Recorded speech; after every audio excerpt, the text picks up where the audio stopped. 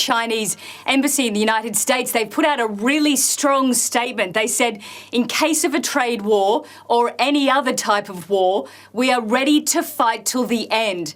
Now, that was a repeat of a statement that came out from the Ministry of Foreign Affairs here in Beijing yesterday, and clearly China is wanting to make a very strong point. They have put that statement out twice now. And it is interesting when you look at the change of tone, because over the last decade, what we've seen in China is a softening of the diplomatic language, but that now seems to be being reeled in to some extent. China is sounding increasingly frustrated with this tariff tit for tat.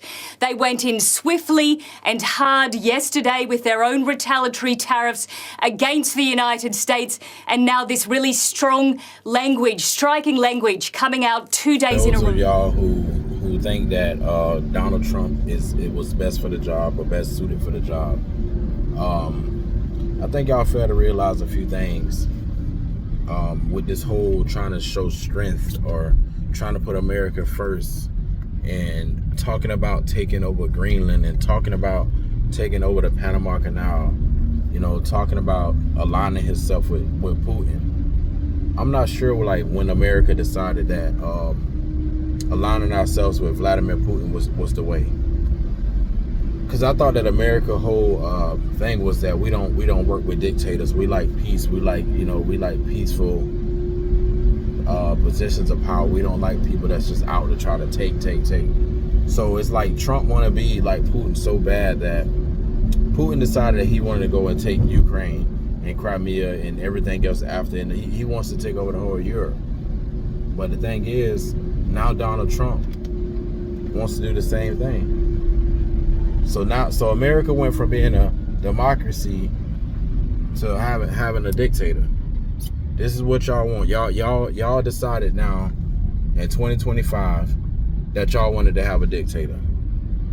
I'm just trying to figure out, like, when did we decide that America wanted a dictator? We always said all these bad things about dictators. We always went after dictators that we could go after. We've killed dictators for doing things that, you know, and somehow we find ourselves okay with having a dictator now. I'm just trying to figure out when did that become cool. Because the last time I checked, you know, America was supposed to be the world leaders, but not by being dictators. You know, and we're going after our allies. We're going after China. We're going after not China being an ally. We're going after Canada. We're going after Mexico. You know, we're going after China as well as far as this trade war. But I think this is where he messed up at. I think he might have pushed one button too many, because now China is warning that they are not going to back down. They said this tariff war, they're not going to back down. They're willing to take it there. They're willing to take it all the way there. They're willing to let it keep going. It's up. But also, they're not just warning about tariffs. They talking about they ready to go to any kind of war. They say any kind of war, we could bring it. So now what you're doing, you're talking about Zelensky, you know, of Ukraine, trying to start World War III because he's trying to protect his people against Russia. Well, let's talk about how what you're doing with China is about to start World War III. Let's talk about BRICS. Let's talk about how China and Europe and all these other people are tied in together, and how you want to go after our allies, but you don't want to go after dictators. But for y'all who don't know, China is at a point to where they're saying that they ready to go up and through there. So y'all be on the lookout. You know, keep on. That's all I'm gonna tell you. FAFO.